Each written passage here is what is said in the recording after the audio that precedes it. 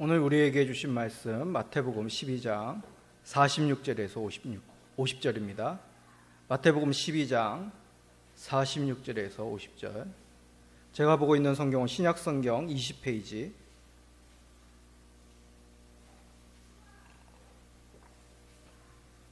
마태복음 12장 46절에서 50절. 교독하신 후에 50절 다 같이 읽도록 하겠습니다. 저부터 읽겠습니다. 예수께서 무리에게 말씀하실 때에 그의 어머니와 동생들이 예수께 말하려고 밖에 섰더니 한 사람이 예수께 여짜오되 보소서 당신의 어머니와 동생들이 당신께 말하려고 밖에 서 있나이다 하니 말하던 사람에게 대답하여 이르시되 누가 내 어머니이며 내 동생들이냐 하시고 손을 내밀어 제자들을 가리켜 이르시되 어머니와 나의 동생들을 보라. 50절입니다.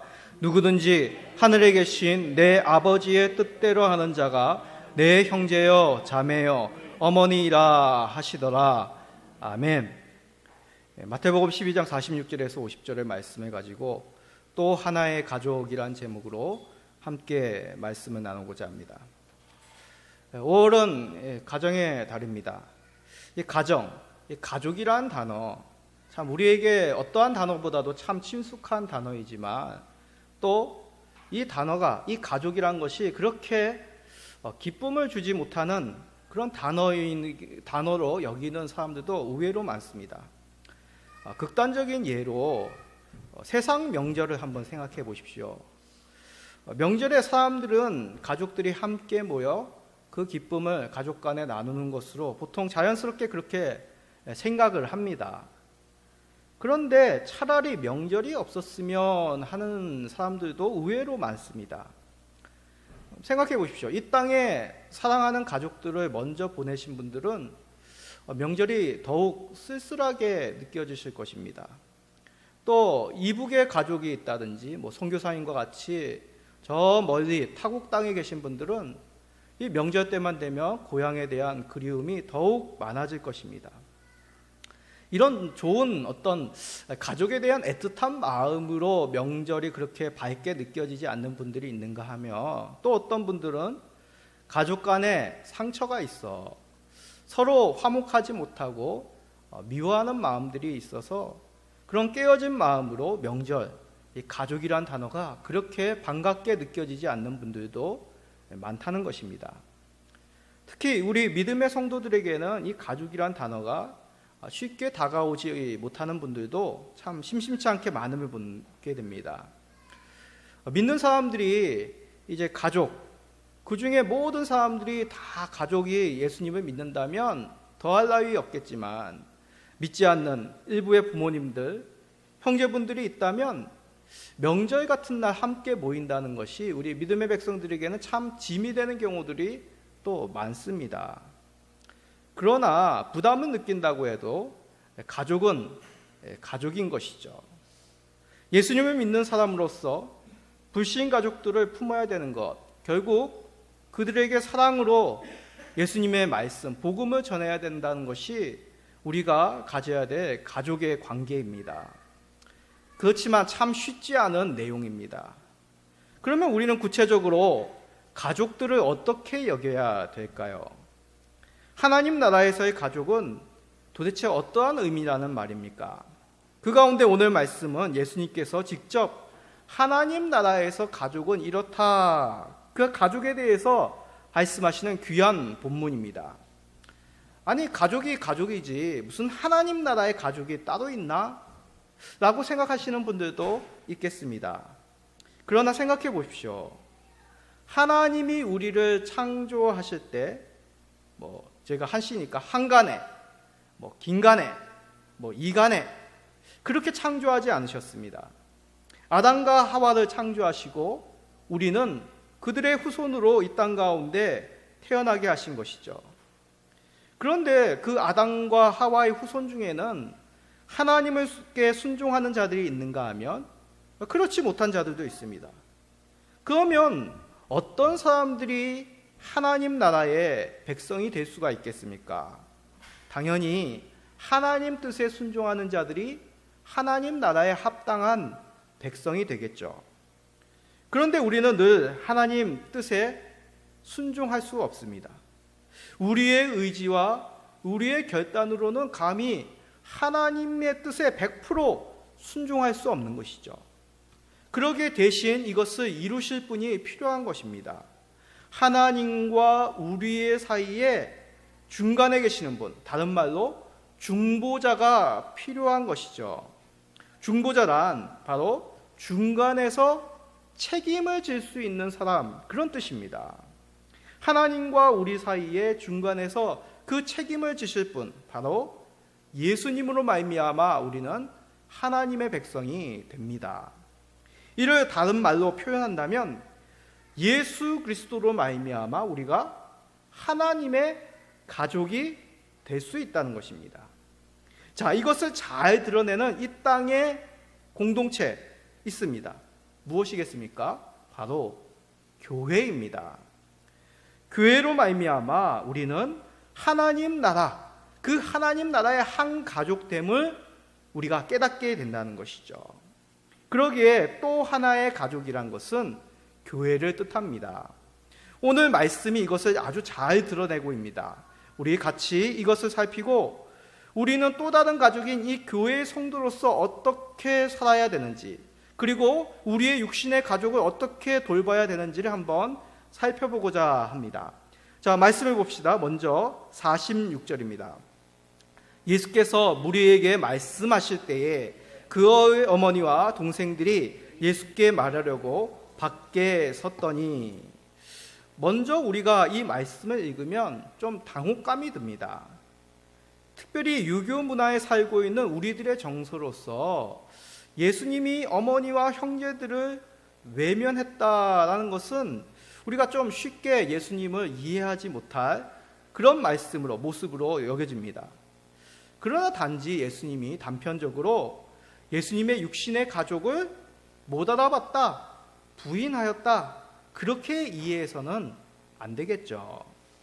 예수님이 정말 무엇을 말씀하시고자 하시는지 그 뜻을 우리가 살펴보아야 됩니다. 그러기 위해서는 이 말씀, 이 사건의 배경을 우리가 조금 살펴야겠습니다. 예수님은 무리에게 말씀을 전할 때 이 본문의 사건이 일어났다라고 마태는 기록하고 있습니다. 예수님은 주로 공생애 때 무엇을 말씀하셨습니까? 천국 복음을 전하시고 하나님 나라의 일에 대해서 사람들에게 전하셨죠. 이때도 예수님은 이런 말씀들을 아마 그 모인 사람들에게 전하고 계셨을 것입니다. 마침 그때 예수님의 육신의 어머니와 그의 형제들이 예수님을 찾아온 것입니다. 이들은 예수님께 무슨 말씀을 하려고 그의 어머니 마리아와 그의 동생들이 예수님을 찾아온 것이죠. 자, 그러면 무슨 말을 예수님께 하려고 이들이 찾아온 것일까요? 그 내용을 알려면 이 사건과 같은 사건을 기록한 병행복문이라고 하죠. 다른 복음서에 기록된 그 사건들을 한번 살펴봐야 됩니다. 자, 마가복음 3장에도 이 사건이 마가를 통하여 기록되고 있는데, 이 마가복음에는 마가를 통하여 말씀하시기를 예수님의 가족들이 예수님에게로 온 이유가 예수님이 미쳤다라는 소식을 듣고 그를 데려오기 위해서 예수님을 찾아왔다고 말합니다. 무슨 뜻이겠습니까? 이 바리새인들과 서기관들이 예수님의 육신의 가족들에게 예수님이 하시는 그런 일들, 예수님이 정상이 아니기에 그런 일을 하였으니 빨리 예수님을 데려가라, 그런 얘기를 전하여서 이들이 놀래 예수님을 모시러 온 것이죠. 자, 그런데 이 가족, 예수님의 육신의 가족은 단지 예수님의 건강이 근심되어서 온 것만은 아닙니다. 근본적인 이유가 있는 것이죠. 바로 예수님을 믿지 않은 것입니다. 요한복음 7장 5절에는 예수님의 가족들이 예수님을 어떻게 여겼는지 아주 잘 나타내고 있습니다. 요한복음 7장 5절입니다. 이는 그 형제들까지도 예수를 믿지 아니함이라. 무슨 뜻입니까? 예수님을 신뢰하지 않았다는 것이 아니라 예수님이 메시아, 구세주임을 예수님의 육신의 형제 가족들까지도 믿지 않았다는 것이죠. 그런데 생각해 보십시오. 예수님은 이 땅에 출생부터 우리와는 전혀, 그의 형제들과는 전혀 다른 출생이셨습니다. 그러기에 예수님의 육신의 가족들은 예수님을 단지 육신의 가족으로만 이해해서는 결코 안 되었던 것이죠. 예수님께서 단지 육신의 어머니 마리아의 몸을 빌어 이 땅 가운데 태어났다고 해서 단지 마리아의 아들이 아니란 것입니다. 예수님의 가족들이 어렸을 적부터 예수님을 보고 자라왔기 때문에 단지 그들의 육신의 형제였다라고만 생각해서는 안 되는 것이죠. 그런데 이들은 예수님을 아주 잘 안다라고 여겼습니다. 그래서 예수님이 여러 가지 말씀을 들려주시고 놀라운 이적을 그들의 가족들 앞에서도 보이셨지만 이 예수님의 육신의 가족들은 예수님을 구세주로 메시아로 여기지 않은 것이죠. 그러기에 예수님을 찾아온 마리아와 형제들은 예수님을 단지 육신의 가족이라고만 생각해서 그들을 모시고 가서는 안 되었던 것입니다. 자, 그런데 이런 불신, 예수님의 가족만이 있었던 것이 아닙니다. 제사장과 바리새인들도 예수님을 배척하였다라고 얘기합니다. 자, 오늘 본문 이 마태복음 12장에는 이 많은 사건들이 있습니다. 우리가 읽은 이 본문 46절 이전에는 주로 어떤 내용이냐면 예수님을 배척하는 이 바리새인들에 대하여 예수님께서 강하게 책망하시는 그런 말씀입니다. 다시 말해 바리새인들은 대표적인 이 유대적 전통적인 그 사고관을 가지고 있는 사람들이었습니다. 그런데 그들이 하나님의 말씀을 잘 안다, 경건하게 살고 있다라고 자랑하였지만 정작 예수님을 바르게 알지 못하였던 것이죠. 이들이 가지고 있는 생각은 단지 육신적인 생각, 이 땅의 일로만 예수님을 이해하려고 했던 것입니다. 그러기에 예수님이 하시는 말씀, 그가 행하시는 그 놀라운 이적을 도통 이해하지 못하고 오히려 예수님을 가리켜 귀신 들린 자, 바알세불이 집혔다라고 거짓 증거하며 예수님을 모함하였다는 것이죠.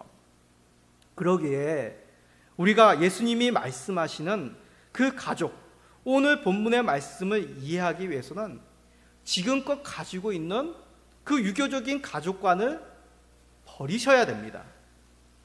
다시 말씀드리지만 성경도 부모님을 공경하라, 자녀를 사랑하라고 분명히 말씀하십니다.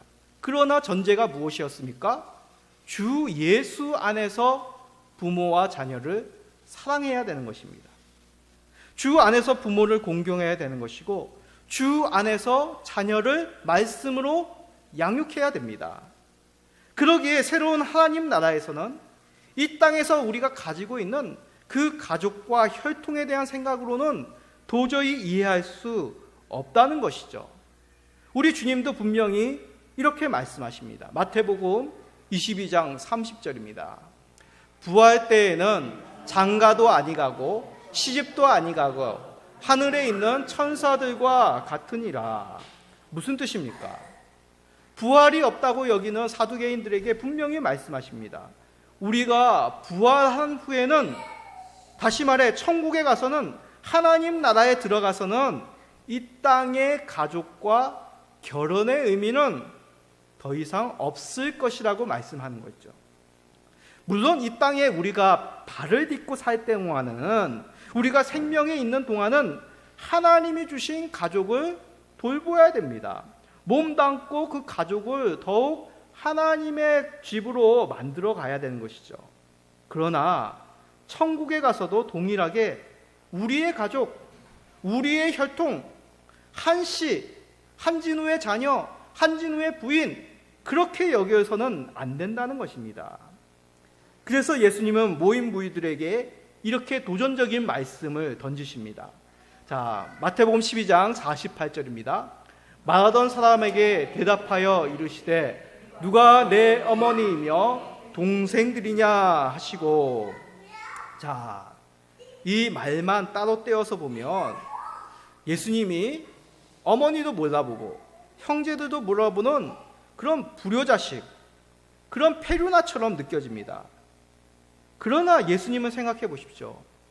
예수님이 십자가에 못 박히던 그런 극심한 고통 속에서도 육신의 어머니인 마리아를 걱정하여 제자 요한에게 어머니 마리아를 부탁하시는 아주 효심이 많으신 우리 예수님이셨습니다.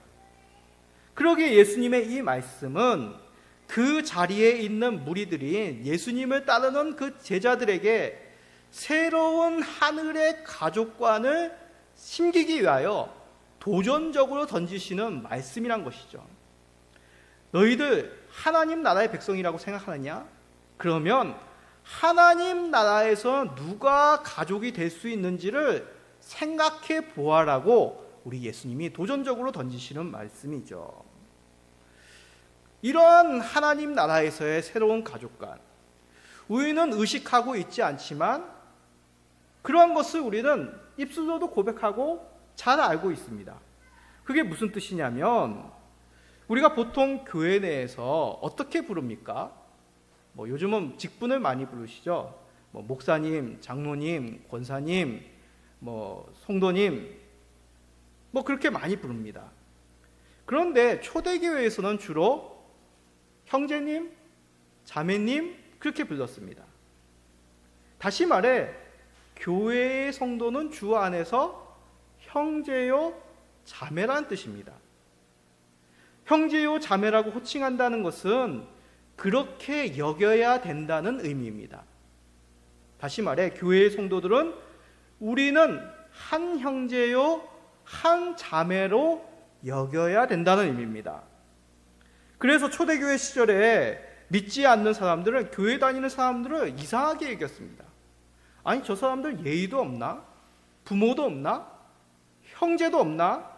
아니 아무나 보고 형제요 자매라고 부르고 그 서양 귀신에게 아버지라고 부르니 이런 불효막심한 예의 없는 그런 사람들을 보았나? 라며 호통을 쳤던 것이죠. 그러나 이것은 세상의 관점입니다. 하나님 나라에서는 더 이상 이것이 중요하지 않다는 것이죠. 교회의 성도는 모두 형제요 자매입니다. 믿으시기 바랍니다. 그러면 아버지는 누구겠습니까? 바로 우리를 창조하신 우리 하나님 아버지이시죠. 그러면 예수님은 이 새로운 하나님 가족 가운데 누구십니까? 로마서 8장 29절은 이렇게 말씀합니다. 하나님이 미리 아신 자들을 또한 그 아들의 형상을 본받게 하기 위하여 미리 정하셨으니 이는 그로 많은 형제 중에서 맏아들이 되게 하려 하심이니라. 예수님이 어떻게 되신다고요? 하나님의 그 형제가 하나님의 가족 가운데 많은 형제 중에 맏아들 되게 하셨다라는 것입니다. 원론적으로는 우리 예수님은 독생자이십니다. 독생자가 무엇입니까? 그냥 예전에 형제가 있었는데 지금 하나, 그런 의미가 아닙니다. 유일하게 이 세상에 뒤져봐도 찾아봐도 우주를 온통 뒤져봐도 단 유일하신 하나님의 아들이 독생자인 그런 의미입니다. 우리 예수님은 독생자이신 하나님의 아들인 예수 그리스도십니다. 그런데 여기 로마서 8장 29절에는 그 많은 형제 중에 맏아들이 되게 하셨다라고 얘기합니다. 그럼 많은 형제들이 누구겠습니까? 바로 우리들을 지칭합니다. 우리들은 감히 예수님의 형제, 하나님의 자녀에 들 수 없는 자들입니다. 그런데 예수 그리스도로 말미암아 우리가 감히 하나님의 자녀요 하나님의 백성이 된 것이죠. 그러게 우리를 뭐라고 얘기합니까? 하나님의 양자라고 얘기합니다. 양자가 뭡니까? 법적인 아들이죠. 친아들은 아니나 법적으로 이 사람을 이 가정의 양자로 드릴 때 법적인 아들이 되는 것입니다. 그렇습니다. 우리는 예수 그리스도로 말미암아 하나님의 양자가 되었기에 우리 예수님은 바로 우리 형제 중에서 맏아들이 되게 하셨다라는 그런 의미이죠. 예수 그리스도로 말미암아 우리가 예수님 안에서 한 형제되는 그런 특권을 누리게 된 것입니다. 이를 믿기에 우리는 교회에서 지체들을 성도들을 형제님, 자매님이라고 그렇게 부르는 것이죠. 그리하여 기독교가 전해지는 나라는 사회적인 계급 제도가 사라집니다. 우리나라 역사도 그러지 않았습니까? 조선 개화기 때 이 노예제도가 있고 노예제도가 폐지된 후에도 아직까지도 양반과 천민의 그런 가치관으로 살았지만 교회에 가면 천민, 양반 구분이 없어진 것이죠. 예수님 안에서 참된 한 가족이 되었기에 우리는 지체들을 향하여 형제 자매라 부르게 됩니다. 예전에는 비록 사회에서 보잘것없는 그런 천시받던 사람이었지만 예수 안에서는 한 지체요 한 가족이 되었습니다. 그럼 구체적으로 어떤 사람이 이 하나님 나라의 새 가족이라고 말씀하십니까? 다시 본문을 봅시다. 마태복음 12장 50절입니다. 누구든지 하늘에 계신 내 아버지의 뜻대로 하는 자가 내 형제요 자매요 어머니라 하시더라. 예수님은 자신을 거부한 사람들인 이 바리새인들을 보시면서 너희들이 하나님 나라의 가족이라 그렇게 말씀하지 않았습니다. 육신의 가족들을 보면서 이분들이 바로 우리의 가족이다, 하나님 나라의 가족이다 라고 얘기하지 않습니다. 무엇이라 얘기했습니까? 하늘에 계신 내 아버지의 뜻대로 하는 자가 나의 형제라고 말씀하셨습니다. 하나님의 말씀을 따르는 자들이 하나님 나라의 새 가족이란 것이죠. 자, 이것을 그냥 단어 그대로 이해한다면 말씀에 순종해야 하나님이 가족이 된다? 그렇게 이해가 됩니다. 그렇죠? 그런데 여기에는 조금 설명이 필요합니다. 자, 쉽게 생각해 봅시다. 우리가 어떻게 구원을 얻습니까? 예? 우리가 어떻게 구원을 얻습니까? 너무 쉬운 질문이죠? 예수님을 믿음으로 구원을 얻습니다. 그러기에 믿음은 그 복음에 대한, 예수님에 대한, 하나님에 대한 마땅한 우리들의 반응이 믿음입니다. 그럼 믿음이란 구체적으로 무엇이겠습니까? 믿음은 단지 입술만의 고백이 아니라 바라는 것들의 실상이요 보지 못하는 것들의 증거, 바로 우리의 삶이 하나님께로 드려지는 것, 우리의 인격적으로 예수님과 함께 동행하며 그의 말씀대로 살아가는 그것이 바로 믿음인 것이죠. 자, 이것을 우리의 가족의 입장에서 한번 예를 들어 설명합시다. 자, 우리가 한 가족이다, 육신의 한 가족이다 라고 여기는 것은 어떤 증거가 있어야 됩니까? 우리는 보통 그러면 혈통을 중시합니다. 아무래도 유교적인 사회이기 때문에 혈통을 중시합니다. 생물학적인 증거가 가족의 구성원의 가장 기본적이다라고 얘기합니다. 물론 그 의미도 있습니다. 그러나 입양, 양자를 생각해 보십시오. 혈통이 다르더라도 정신적으로 그를 정말 마음으로 품고 자녀로 여기고 또한 혈통이 나를 낳아주시지는 않았지만 그 부모를 정말 사랑하고 공경하는 그러한 또한 구성원도 한 가족이라고 말하지 않습니까? 부모의 말을 순종하고 자녀를 사랑하고 가족 간에 누구보다도 서로를 생각한 그런 모습이 진정한 가족의 모습이라도 할 수 있습니다. 하나님 나라의 가족도 마찬가지인 것이죠. 말로만 한 지체라고 하는 것이 아니라 하나님 아버지의 말씀을 따름으로 그 하나님의 말씀처럼 예수님의 그 사랑으로 한 지체를 뜨겁게 주님의 사랑으로 사랑하고 아끼는 것, 이것이 바로 하나님의 가족의 모습이라고 우리들에게 가르치시는 것이죠. 그러기에 우리는 몇 주간에 걸쳐서 3주간에 걸쳐서 이 그리스도인의 가정 의례 준칙에 대해서 살펴본 것입니다. 부모와 자녀, 부부의 의미를 정통적으로 내오는 유교관이 아니라 하나님의 나라의 가족관으로 우리가 그 말씀을 살펴본 것이죠. 자, 그런데 여기서 주의할 점이 있습니다. 오해하지 말아야 될 것이 있습니다. 자, 이단들은 이것을 교묘하게 이용하여 뭐라고 얘기합니까? 육신의 가족, 더 이상 필요가 없어. 그래서 가족을 버리고 어떻게 합니까? 자신들의 가르침을 받들기 위해서 자신들의 거주하는, 가르치는 그런 집단 거주지로 들어와라 라고 얘기하죠. 지금 한창 문제되는 그 이단 집단들, 그 앞에서 얼마나 가족들이 울부짖으며 자녀들을 찾고 있습니까? 이것을 왜 그렇게 그들이 말하는 것일까요? 잘못된 하나님 나라의 가족관 때문에 그런 것이죠. 이것은 주 안에서 잘못된 가치관입니다. 주가 우리의 가족의 중심이라면 이단 교주의 가르침이 아니라 정말 하나님의 말씀 속에서 우리가 가족, 교회를 생각해야 되는 것이죠. 물론 종종 특별한 사명을 가지고 가족보다도 하나님 나라를 일을 생각해야 될 그런 직분자들도 있습니다.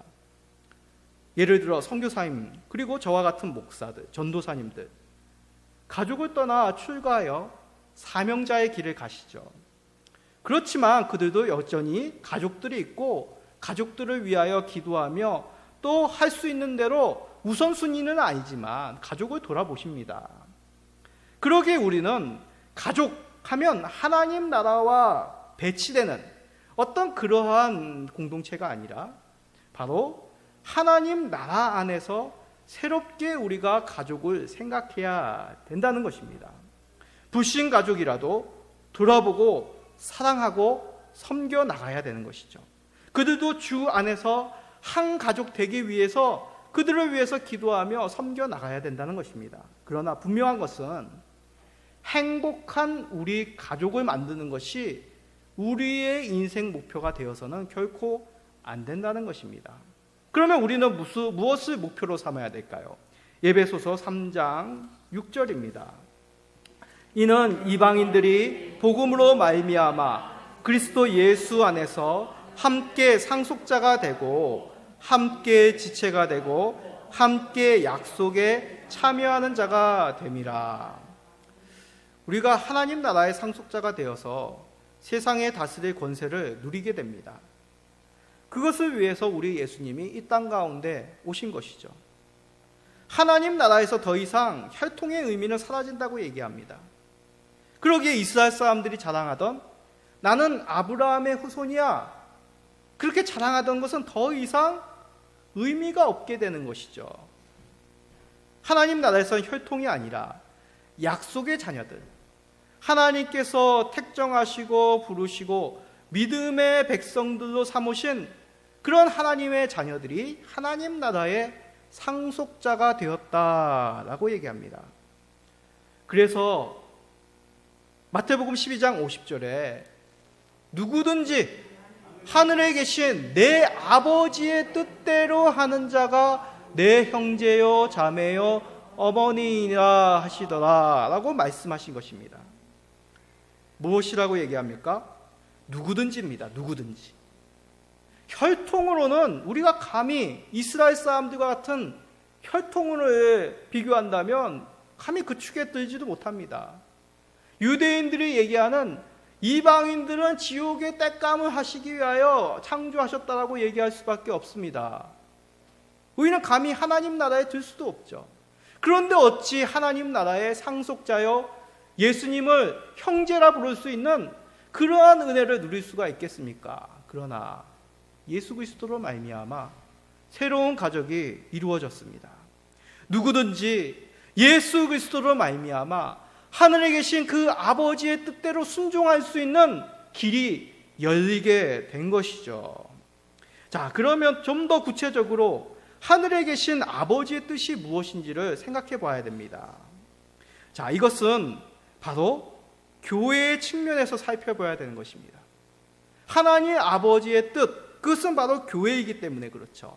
자, 에베소서 4장 1절에서 3절입니다. 그러므로 주 안에서 갇힌 내가 너희를 권하노니 너희가 부르심을 받은 일에 합당하게 행하여 모든 겸손과 온유로 하고 오래 참음과 사랑 가운데서 서로 용납하고 평안에 매는 줄로 성령이 하나 되게 하신 것을 힘써 지키라. 아멘. 에베소서 말씀은 우리가 보통 교회론이라고 여기는데 더 큰 의미죠. 그리스도로 말미암아 만물이, 그 만유가 통일되게 하셨다라고 거듭 말씀드립니다. 다시 말해 예수 그리스도로 말미암아 우리가 한 지체, 교회의 한 구성원으로 만드셨다는 것입니다. 우리가 그리스도인 가정의례 준칙을 살펴본 것, 이 에베소서 말씀을 중심으로 살펴본 이유가 바로 이런 것입니다. 그리스도 안에서 우리가 통일되게 하시기 위하여 하나님의 뜻은 교회를 세우셨다는 것이죠. 그러기에 교회는 단지 장소적인 이 예배의 처소만을 뜻하는 것이 아닙니다. 성도들이 있는 곳, 다시 말해 성도들이 함께 살아가는 곳, 가정, 부부관계, 부모와 자녀와의 관계, 또한 형제 간의 관계, 그리고 고용인과 피고용인의 그 관계 속에서 우리는 하나님 나라의 새로운 백성으로 교회 안에서의 한 지체되게 하셨음을 잊지 말라라고 우리들에게 에베소서 말씀을 주신 것이죠. 그러기에 에베소서 4장부터의 말씀을 우리가 찬찬히 읽어보면 어떻게 우리가 교회의 성도로서 살아가야 될지, 지체들을 여겨야 될지를 말씀하고 있다는 것입니다. 자, 이방인이었던 우리를 부르셔서 성령으로 하나 되게 하셨습니다. 중요합니다. 혈통이 아닙니다. 어떤 인간적인 의견을 모아서 하나 되게 하는 것이 아닙니다. 성령님으로 말미암아 하나 되게 한 것을 힘써 지켜나가야 되는 것이죠. 자, 여기서 당신이 지키십시오, 목사님이 먼저 지키십시오, 성령은 그렇게 결코 말하지 않습니다. 각각의 자신들이 이렇게 지켜나가라고 말씀하시는 것이죠. 당신이 나를 먼저 가족으로 여겨주십시오, 그게 아니합니다. 내가 먼저 그 성도를 하나님 나라의 한 가족으로 여기라고 얘기하는 것이죠. 이것이 성경의 진리입니다. 가족이란 단어가 멀고 힘들게 느껴지는 이유가 무엇입니까? 상대방이 나에게 상처를 주었다, 그 사람과 나는 전혀 생각이 다르다, 그렇게 여기기 때문이 아니겠습니까? 교회에서 여러 가지 문제들이 생기는 이유가 무엇이겠습니까? 대부분 이야기를 들어보면 자신 이야기는 하지 않고 그쪽에 이런 말을 했습니다, 그 사람이 나를 이렇게 힘들게 했습니다, 그런 얘기들을 먼저 하시더군요. 그러나 오늘 말씀은 철저히 먼저 자신이 변화되라고 말씀합니다. 그래서 말씀은 그 사람이 잘 들어야 되는 것이 아니라 내가 잘 듣고 변화되어 힘써 지켜나가고 말씀하시는 것이죠. 자, 이제 5월 말로 가고 있습니다. 사회는 점점 삭막해져 가고 있고 코로나19 바이러스는 여전히 전염성을 높이며 우리 곳곳에 침투해 있습니다. 그런데 참 놀라운 것은 사회에서 믿음과는 전혀 없는 그런 모습으로 서로를 격려하며 어떻게 합니까? 구호가 있죠. 덕분이야 라고 이렇게 칭찬하며 이렇게 격려하며 사회적인 유대적 관계를 맺어가려고 합니다. 하나님의 형상이 남아있기 때문이죠. 믿지 않는 사람들도 어려울 때일수록 덕분이야, 당신 덕분이야 라며 자신의 자랑을 먼저 하기보다 상대방에 격려하고 배려하고 아껴주는 그런 모습으로 서로를 생각합니다. 그럼 우리는, 믿는 사람들은 교회의 한 지체로서 어떻게 힘쓰고 바라봐야 되는지 그 정답을 쉽게 알 수 있는 것이죠. 예수님은 하나님 나라의 한 가족으로 우리를 맞아주시기 위하여 그 높고 높은 보좌에서 내려오셔서 감히 우리 하나님이 우리와 동등됨을 취하는 것을 아끼지 않으셨습니다. 그 사랑을 받았다면 우리는 어찌 지체들에게 낮아지고 섬겨주고 손해보고 양보하기를 두려워할 수 있겠습니까?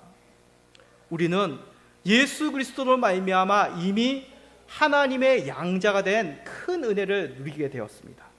그렇다면 우리도 기꺼이 주님과 같이 낮아지고 섬기고 상대방을 먼저 생각하여 진정으로 하나님의 한 가족으로 여겨야 되는 것이죠. 그러기 위해서 우리 주님은 주의 몸 되신 교회를 그 귀하신 핏값으로 사셨습니다. 나의 것이라 여기고 또한 아름답게 자신을 내어주신 것이죠. 우리는 그 속에 속해 있는 귀한 성도로 한 형제요 한 자매가 되었습니다. 그러므로 아름다운 주의 교회, 주의 가정을 이루시는 모든 성도님들이 되시기를 예수 그리스도의 이름으로 간절히 축원드립니다. 아멘.